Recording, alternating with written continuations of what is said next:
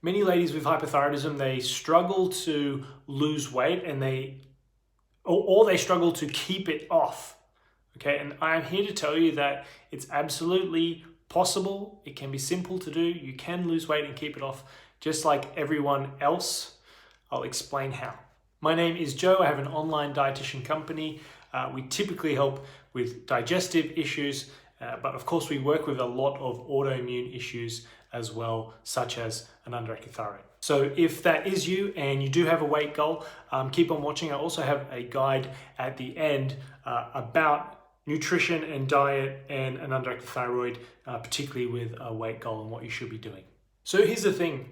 Your thyroid plays an important role in your metabolic rate, the calories or energy that you burn at rest. So it's true, if your thyroid is underactive and you don't have enough thyroid hormone, which is what it produces, you don't have enough of that hormone in your system, then your metabolism may be suboptimal. It may not be as fast as someone else who was, say, identical to you but had a healthy functioning thyroid. And because of that, it can make weight loss slightly more difficult or slower and therefore perceived more difficult. And yeah, if it's left untreated, it can lead to chronic fatigue, a lot of fatigue, thinning hair, really brittle nails, weight gain over time, perhaps faster than someone else who didn't have an underactive thyroid, and feeling unusually cold all the time as well. Now, first things first,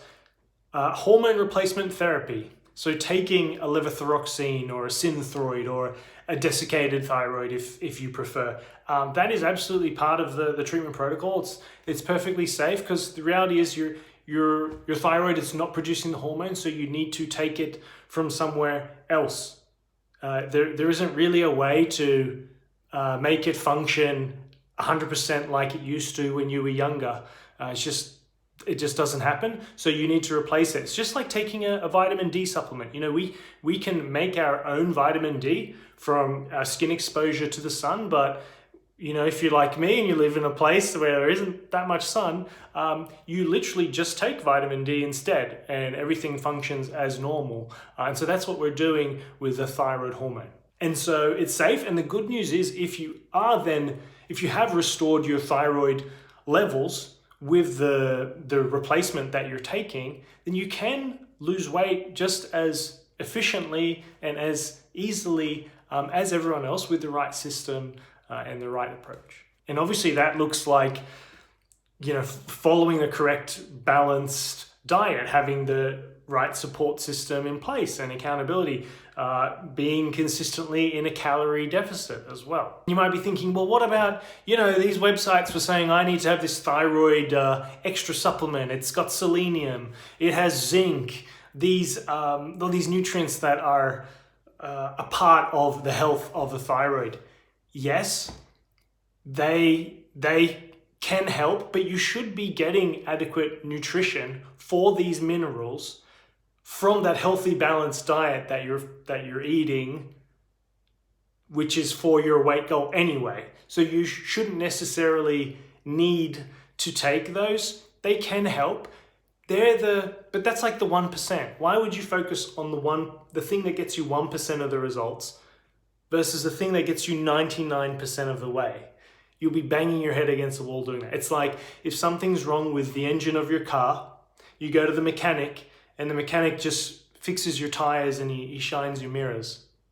Well, yeah, your car is better than before, but he just did the 1%.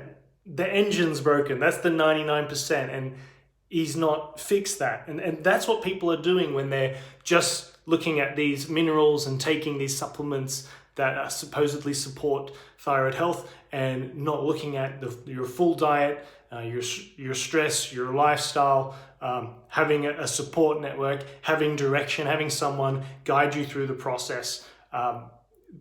That's the thing that I'm trying to get clear to you.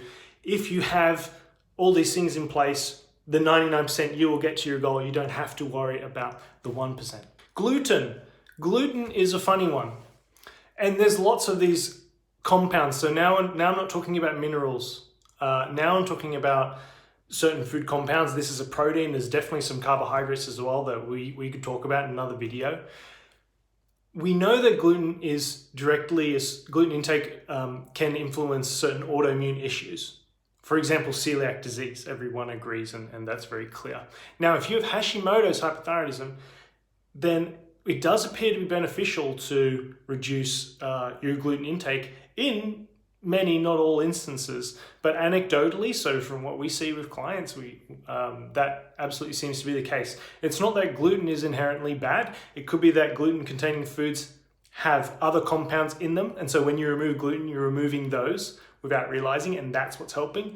But gluten doesn't make you store more body fat or something like that. It's more like it may indirectly affect how you feel and make you more tired, lethargic, brain fog, whatever, and therefore you're more likely to make poorer choices when it comes to, do I want to go out for that walk today, or am I feeling too sick or too tired or too lazy to do that, and therefore that affects your ability to lose weight, for example. So you don't think that because you have an underactive thyroid, it's just impossible for you to get to your weight goal, or to feel more energy, to feel like your old self, and to feel young again.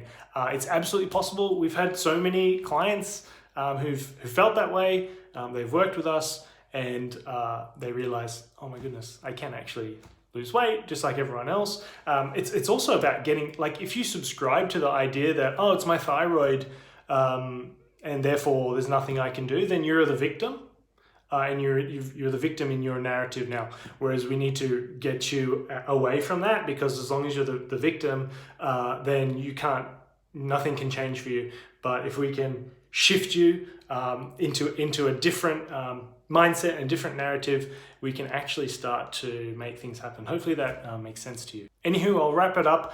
I do have a full guide on the thyroid and the diet, exactly some of the things I've mentioned, and a whole lot more. If you would like that, just comment thyroid below, and then I can send it to you. And if you found this useful, of course, please give it a thumb up or a heart or something like that, and share it with someone if you've thought of someone who would find this useful.